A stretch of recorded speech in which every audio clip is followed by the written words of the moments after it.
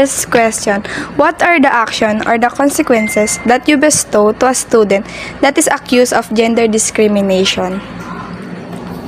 Parang I don't think I'm the right person, no, to bestow or to give any kind of sanction. I used to be, kasi I'm the former guidance counselor, but when I became the registrar, parang hindi na ako yung right person. If psychologically you're going to ask me, siguro hindi naman talaga punishment ang dapat no, parang you have to open the eyes of that person who's bullying the member of the LGBTQ para parang to open yung talagang real meaning ng LGBTQ. Saka i-open na we are unique, na we're different from each other. So kung ano ka, iyan ka talaga. So, yung second question po, ma'am. Have you considered establishing a gender-neutral bathroom for the comfort of UCC's LGBTQ students? On behalf of the school, no, in every, how many times ba? Siguro mga in a month, no, or 4 times na kami nag-meet sa GAD, team, no, yung gender and development. Kasi talagang na yan ng mga institution, lalo ng public, ng government. We're considering really, kasi needed yan ng CHED But the problem is, we lack facilities. We lack rooms nga how can we provide? But for the meantime, we are asking our janitors to assist them na lang. Let's say kung male, tapos pasok siya sa girls, i-assist na lang para alam natin na hindi naman ma-discriminate. Hindi na ma-discriminate kung hindi rin magkaroon ng anumang anxious feeling yung mga babae kasi sa isip ng iba, he is still a guy, parang ganun. So, ganun din naman yung mga girls who would like to go sa CR ng mga lalaki. Parang ganun. Yun lang, assistance lang muna for the meantime. But, rest assured, the school will do something about it. Kasi requirements talaga ng ship.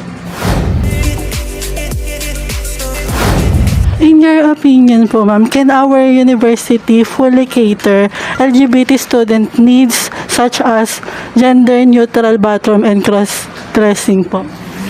In my opinion, in terms of academic, yes naman. No? But the facilities, that's a big question. But just to inform you, right now, we are really being pushed, talagang sobrang push kaya nakaka-stress of the computerization. Meaning, kung titignan mo kung naging dati kang part ng school, napaka-imposible. Pero nagiging posible. So, lalo yan. Bakit hindi? Na maging possible talaga. Of course, the government is looking into it. Mag-wait lang tayo ng konti. Baka sa 2024, possible na yan talaga. What are some of the policies or measures our school has implemented to safeguard LGBTQ students from harassment and discrimination? In our student handbook, parang wala pa naman talagang specific for them. But we're undergoing yung amendment ng student handbook. Hindi pinupush kami ng sobra to the point that may hindi lang stress, kundi may pananakot talaga sa amin, lalo kami na hindi kami bibigyan ng ganito or what. Hindi, alam namin hindi na biro yun. So, we're really into it naman talaga na every week, actually twice na kami nagmi-meet. So, we're finally going to meet siguro after ng seminar ko sa bago, mga December 8 or 9 for the final talaga. So, there will be amendments kasi hindi madaling i-amend ang student handbook na lahat i-cater yung needs from the male, female, and those members ng LGBT.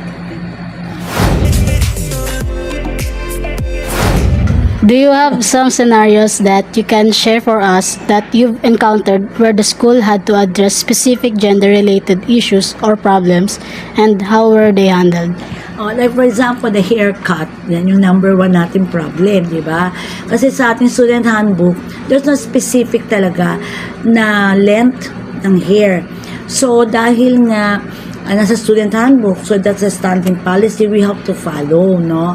Ngayon, ang nagiging problem lang natin, of course, there are certain members na talagang cross-dresser as well. Tapos, they believe sinasabi pa nga na crowning glory. So, mas nakakababae o nakakalalaki kung ganun talaga, no? So, for the meantime, we just have to explain to them, no, na give us more time para ayusin muna ang student handbook. And we have to consider also yung religious belief, eh. Marami rin tayo consider dito, ang dami natin makakalaban. Hindi lang yung right nyo bilang mga bata, o hindi, yung nakapaligid sa atin, the society itself, no? Ako, I still believe kahit gaano tayong ka-modern, pagdating sa ganyang belief regarding, very traditional pa rin. Mas nakakarami pa rin yung ano sa belief na kahit anong gawin mo, dalawa lang ang sex. Parang gano'n. Pero, it's more on the sexuality naman, yung how do you, yung social understanding and how you manifest yourself. Kasi sa akin, as a psychologist na ako, sa akin, believe ko, kung ano ka, ilabas mo.